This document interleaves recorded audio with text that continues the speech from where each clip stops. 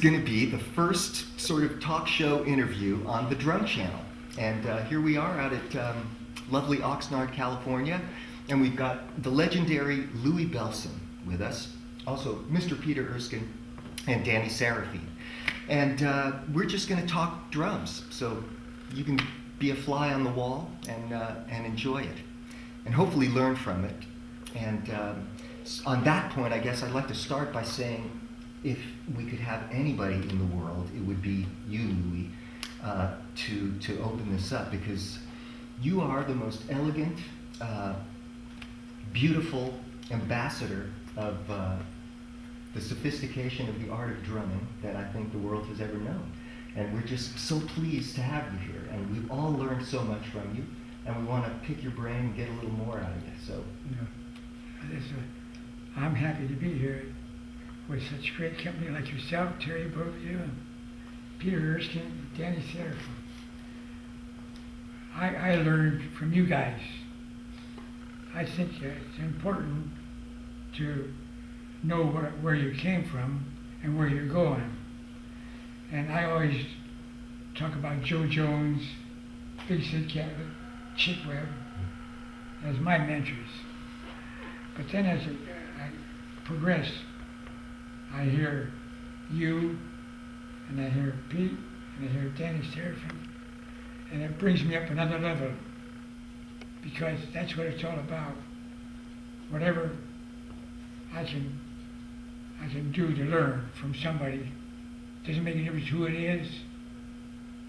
I know Buddy Rich and I used to go in and sit in various venues, and we also listened to a lot of college and high school kids, and every one that we listened to, we learned something from. Maybe he wasn't the best drummer in the world, but he did something that triggered the mind. It made us say, I like that. That's it. That's it. So I feel deeply honored. I got to my level by listening to you guys. Well, we got there by listening to you. Believe me, you've given us so much. I remember the first time I saw Peter.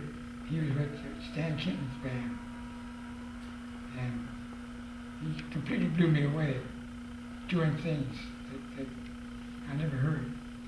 Wow, Louie, you've always been more than kind and gracious. I think for years, I used to think that Louie's drinking out of the fountain of youth. What keeps him so young? But it really was, I think, the fountain of learning, because you're so gracious and so open, and so sharing and giving, and the way I guess that works is that you're also able to receive so much because you are such an open person, and that's, I guess, part of that learning thing, and it's a beautiful trait that I think not enough people have in this world, to be so kind and generous as you, or so open to music, because you're as modern now as you were when you started playing the two bass drums and playing with Duke, and all the incredible innovations, all the percussion that you brought to the drum set. Well, it's just exciting to see you here this morning. I remember when I wrote a piece for percussion and band, and for 2 drum sets, and Peter came in and sight read the whole thing, and I thought to myself, wow, that's something. May I tell a story about this? yes. We had a rehearsal the day before this, and in fact, I have a photo here. They're going to scan it so they can insert it. But this was when we did this. Wow. Louie, you, me, and Vic Firth. Yeah. Back in 1983.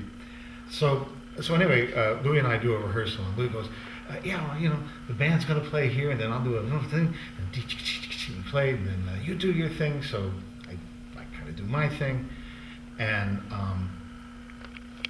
in the world of 2 drummers playing, that oftentimes becomes a drum battle, and I was smart enough not to try to go anywhere near dueling with you, because you have the greatest hands in the world and feet.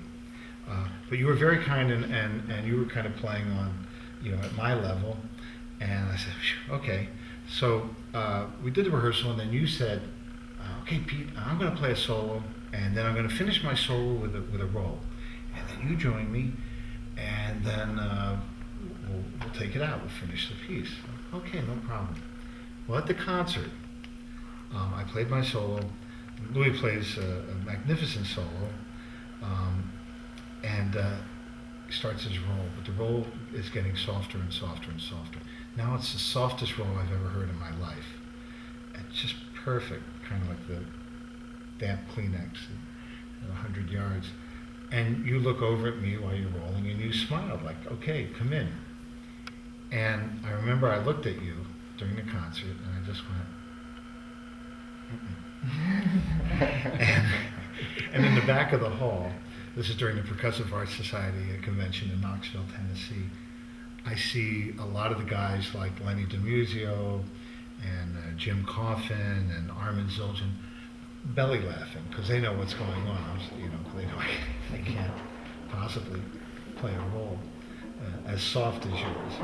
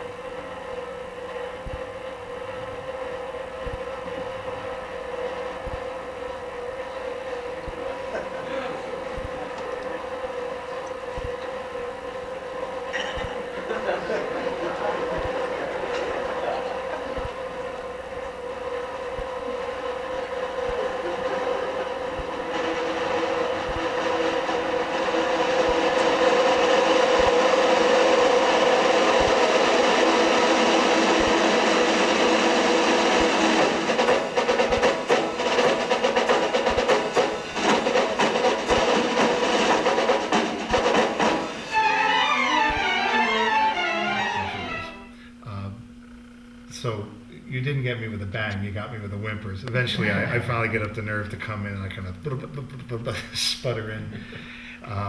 But other than that, you were so kind. And it's a great piece, and it was a lot of fun to play it. I'll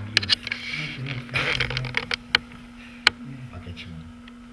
Okay, sorry for the long story, but That's okay. Good to hear. I remember the first time I met you, I went to the Fairmont Hotel in San Francisco. You were playing with Pearl, and I had a girlfriend in high school whose father was a radio announcer, so he was sort of a man about town who could get me in places, and he got me to meet you before the show. And I told you that I was a young drummer and had only been playing a few years and just starting to study in college. And you talked to me about the importance of theory and music and chords and melody and doing arrangements and things like that, and it stuck to me to this day. And I think probably around when I was 40 or so, I really started to apply myself to that.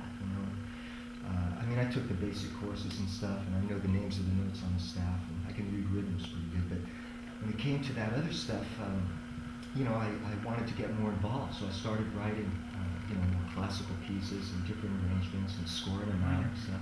And nowadays it's great because we have the technology that can help us with that.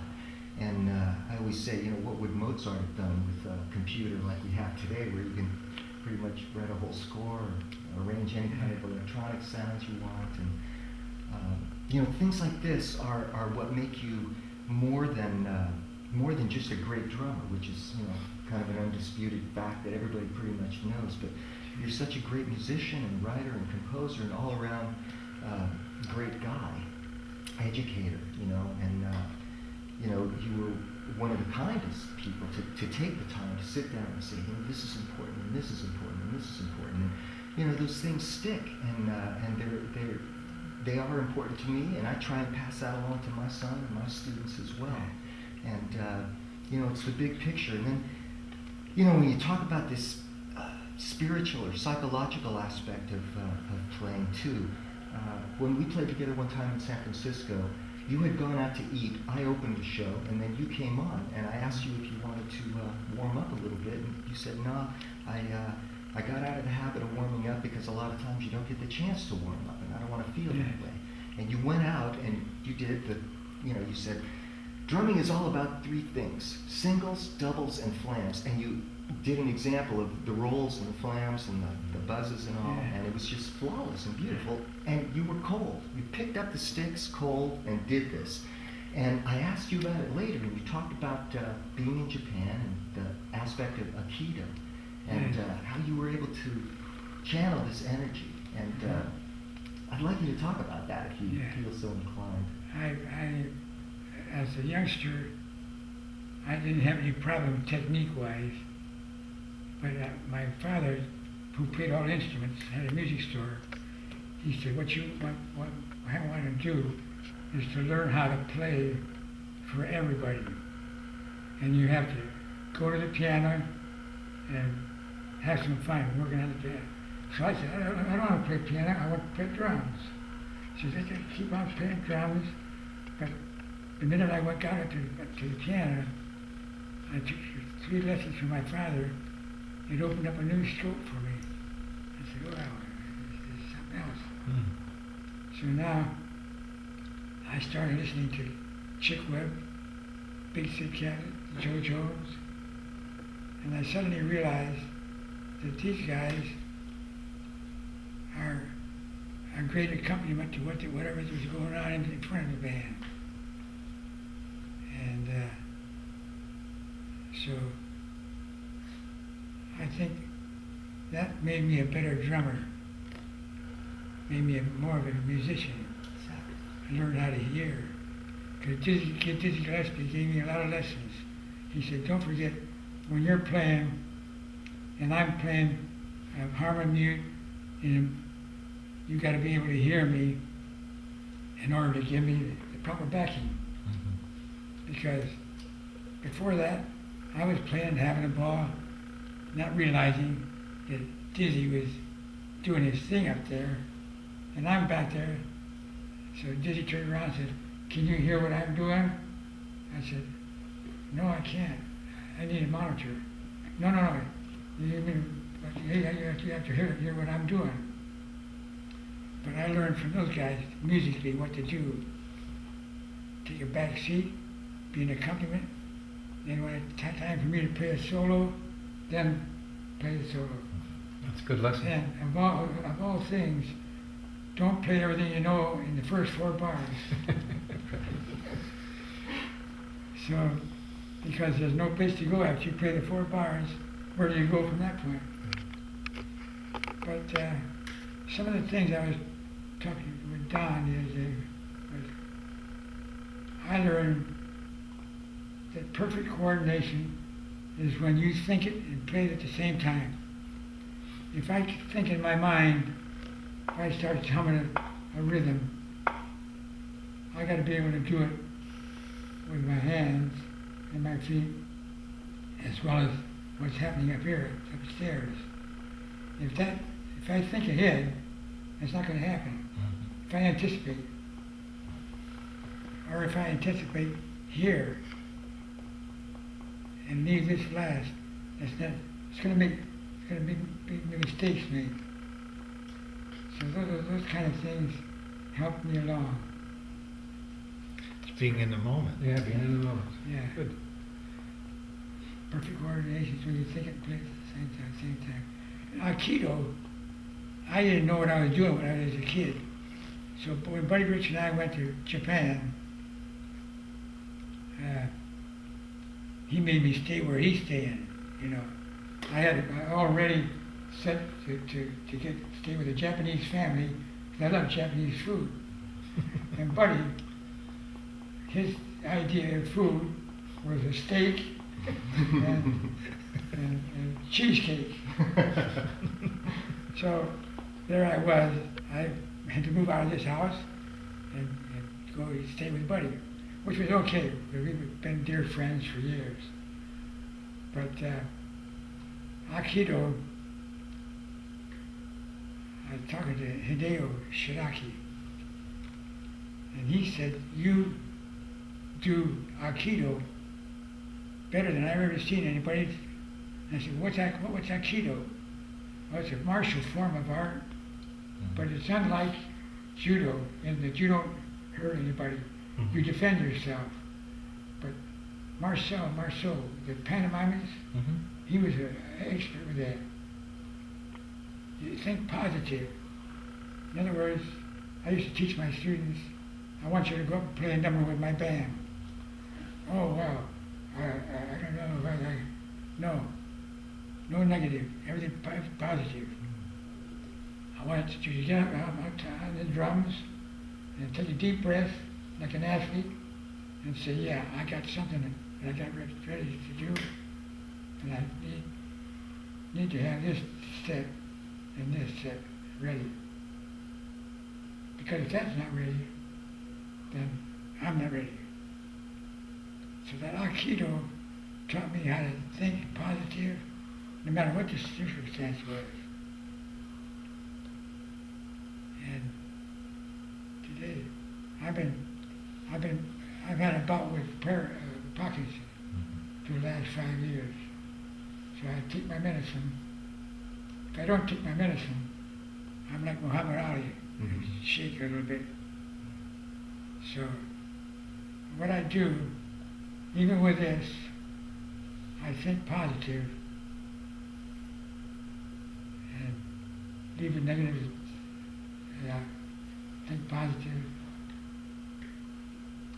and have fun listening to something that's important and do it. Is this something that you learned, or do you feel that in part this was your natural kind of trait or manner? I mean, I think you were born a pretty positive Yes. guy, but the Aikido to help just fine tune that. Develop it more. That's right. Is there a feeling associated with it that you could describe? It makes you think. It makes you think that of something that you want to do and that you do with no hang-ups, no arguments. Walk away from people that are negative. And think positive all the time. And love I love my drums. I play them. I don't destroy them. Well, you can So- see that when you play. You can Yeah. see you're a real artist, Louie. Yeah. You're a real artist. For me, I've been lucky to have my own band for many years. And the greatest comment I can have from my band is to say, "Lou, you really swung your ass off that time." Rather than say, "That drum solo was magnificent." Yeah. Well, that's okay. But the prime thing is, I played for my band and made them swing. You do that, you do that, and you do that. That's what makes you such great drummers. As Count Basie used to say, open your ears and open your eyes and listen. Always listen. I remember the time that Buddy Rich and I would go into Radio City Hall to watch Billy Gladstone. And prior to that time, we'd get together with snare drum and see who would make the softest rolls. And he would always beat me. He could make a perfect press roll. But Billy Gladstone could really make a press roll. You can imagine, walking in a theater and you see from the waist up Billy Gladstone with a snare drum. And there's 40 gorgeous girls on stage. And all of a sudden, Billy Gladstone makes a sforzando. And your eyes go off the 40 girls and onto the snare drum. That takes a lot of guts. Yeah. That's a lot of snare drumming. It's not a snare drum. But I like to deal with. I have a love affair when I play. It's important for me to play musically and have a solo for Doc Severinsen or Dizzy or John Faddis. I have to listen to them. I'm always listening.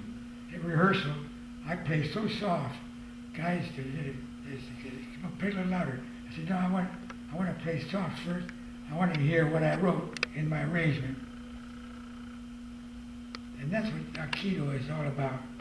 That constant knowing where you are, what to do, and say, I have something to do, and I'm going to do it. Go straight ahead. Because one of the times I heard Danny with Chicago, I never saw him do something like play something and make a mistake, give it away. And same thing with you and Peter, same way. It's that coming together with the drum set. Because the drum set is like a face. You got 2 tom-toms up here, or as many as the great thing about you is you got all that equipment, but you use it. The tom-toms are the eyes. The snare drum is your nose and your ears, and the rest of your body is your arms and legs. And that's like a face. When you sit down, that face looks up at you and says, you think you're so good? Play me now. Make me sound good. And with those kind of philosophies, they really work. Because I know the other day, we were at the Zildjian party. And I went over and said hello to Peter, and while we're talking, somebody got up on a set of drums, and they played a couple of rips. Remember that? Yeah. And you raised your head, said no. You said no. Good. And I think maybe what you meant was, I don't care for that sound. You remember that? Yeah, I think I was trying to talk. I forget who the drummer was, but Oh, well, they were playing very loud. yeah, Yeah. because when you get on the set of drums, or Danny does, or Terry, it's music right away, and it's definite. Well, I'm just not as positive as you are. I'm just Yeah. I'm a cranky guy. Me too. I think the lesson from today in this, I loved when you said no hang-ups. No hang-ups. And I mean, we were all in the '60s. Yep. Like no hang-ups, but it's a beautiful thing because it says it all. No hang-ups. No hang-ups. Love affair with your instrument. Draw the sound out of it. All the things you do. I mean, every time when I've seen you play, you're pulling the sound out, and you're doing it with such relish and such love. But that that I mean, it's pulling the sound out. You're never hitting it in. It's always drawing the sound out of the instrument. And if I understand it, Gladstone, that's the way he played. That's what he He played. played the snare drum. Yeah. Just pulling the sound out. There's a wonderful power in music that way, and it's not like a personal power or an ego-based power. It's something I think we get to tap into, and then it demonstrates for us that we've all been surprised at some of the stuff we played. It's like, That's right. where did that come from? Yeah. Wow, And at the same time, we have to be really conscious when those things happen to be able to retain that idea and develop it. It can't just be That's right. I don't know what the heck I just did. I don't know where it came from, but I know I know what it is, and I want to do it again. And for me, I agree, and I've tried to distill that into telling students that I feel the musical idea is the king. That's what we're there to serve, And the technique is a means to an end, Technique in and of itself is kind of a meaningless thing, You know, I mean, it's great. God, I could never play, you know, as fast as you play or as smooth as you play or any. And there's probably each one of us has different things we could do that the other guy is amazed by because of this filtering system in each human body. You know, where the music comes through, and you know, but I think the key is this selflessness and getting lost in the pursuit of that musical idea. And it doesn't matter how complex or how simple, you know. There's always something about, I always use Charlie Watts and Ringo Starr. You know, they have a touch, they have a feel. You can't imagine the Rolling Stones or the Beatles without them.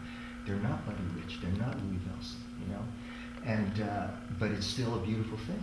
And like you said, we can learn from everybody. And it's about this feeling and the pursuit of the music. You know? And there's all kinds of music. You know, you were the one who told me Buddy Rich said there's only two kinds of music I don't like: country and western. Yeah. You know, but I think you know, I listen to what's her name, Patsy Cline, and you know, Hank Williams, and there's a lot of soul there. You know, and bluegrass and some other things, just amazing. Chet Mountain music. Atkins? Yeah, Chet's That guy can play. yeah, that guy can really play. Yeah, he's on another level. But when you talk about just music in general, in terms of the genres, you know, there can be, especially I think with jazz guys, because we tend to be a little more educated and maybe smarter. I don't know about that. Well, we want to come off like we're smarter and more sophisticated. You know, there can be this prejudice, and really, good music is good music, and it That's right. transcends genre, Yeah. and it transcends technique, and it's a feeling of love. Sometimes I'm so concerned about techniques and things like that, because you know, we all have our personal struggles, and in pursuit of an idea, we want to be able to articulate that idea well. That's right. And you can get hung up in that, and you forget that there's other ways of thinking, not just about coordination or technique, that are about making a band swing, just the right feel. And you know it when you hear it. Oh, It's yeah. not always a thing you can make happen, That's right. you know. But boy, when you hear any music that's just so in the pocket, Yeah. you've got to start tapping your foot. Yeah. You know, there's something incredibly beautiful about that. That's right. And it's not about the complexity of it. It's just about how dead on it is. No hang-ups, like you said, and it's just going directly there. Yeah, a drummer has to compliment folks. I mean, first and foremost, we have to. I mean, you hear so many cats with chops, and it's really wonderful to have that. But like Louie said, being a true musician is complimenting what's around you, and Yeah. you know, not stepping on it, knowing when to fill and when not to fill, and Yeah. and it, you know, in some ways, what I found in the later Chicago, it's almost harder to play simple than it is to play the really complex stuff. You know, Yeah. for me, just to play no fills was really hard for me. Yeah. But that's what's the essence of what we do. You know. You know, recently I moved to Austin, Texas, and there's a blues guy who's just a real authentic guy. Omar Dodge lives across the street from me, and I played some blues gigs with him, and man, it's just so challenging, so stimulating to me to be able to do that, to just play, okay, you're going to play 6 or 8 shuffles of this set. How can you make each one different? How can you think stripped down and make each part, you know, just the essence of what you want to get across? And if you're going to stick in a fill, wait for that perfect place, you know, to just do the simplest little thing that's the most meaningful thing. And I love that. Now, on the other hand, too, we can be prejudiced against technical guys, and I think that's a big mistake, because, you know, nowadays, thanks to guys like Don and the companies that sponsor clinics for drummers, there's guys like Thomas Lang and Mark Miniman and Virgil Donati that are just playing, Mike Mangini, playing phenomenally complex stuff, and they're burning at it, you know, they're in it. Oh, I agree. You know, and It's that's the right They're format. almost inhuman what they Yeah, do. You know? and you know, they're not with a band. They're showing the scope of what that instrument is capable of. You know, things that, you know, a lot of us who think we're pretty versed in the drums, you know, well, wow, I never thought you could do that. You know, that's pretty amazing. Oh, it's inspiring because they're taking it to another level. I Yeah. mean, they're taking. Thomas Lang does with his feet like things I never thought. You know, I'm sure Louie's heard But he was over at my house jamming, and he actually was using my sticks, a lighter, and wow, I was so knocked out at his finesse. Seriously, I said, wow, I didn't realize you could play that way. I mean, I didn't mean it to sound it wasn't condescending at all. Cause, Yeah. I mean, I'd love to hear him just because he's such an amazing player. Yeah. And you're right, these cats, sometimes they're getting a bad rap because they're soloing so much, you know. Yeah. But it's amazing what I they do. think in general, I heard some bit of philosophy I read somewhere. Somebody said a lot of times we define ourselves at the expense of others, and I think that's pretty much where it's at. And this is where Louie is so different and such a great example of how not to do that. I've spent dinners, with a bunch of drummers and him telling stories, and he was holding court, talked for probably a good 3 hours about all these wonderful events he's had in his life, without saying a negative word about anybody, And it's just a beautiful Louie's a thing great to example. behold. He's a great hero. He's my hero. Yeah. He's a hero. You know? Yeah. I used to, actually, know him, Buddy, for 50 years. We used to tell those tales on one another. So finally, in London, I was there with Oscar Peterson, trio, and Buddy was there with his big band. So they have a drum club over there, about 500 drummers.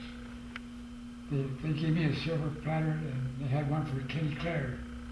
But Buddy had not received one. So they said, Lou, if you're going to be there, why don't you present this plaque to Buddy? I said, yeah, that's fine. Good. So when the time came, I stood up, and Buddy was sitting next to me. And I said, well, ladies and gentlemen, I want to present this silver platter to the only guy I know that can walk in an empty room and start an argument. That's funny. And he looked up at me. I said, I got you that time.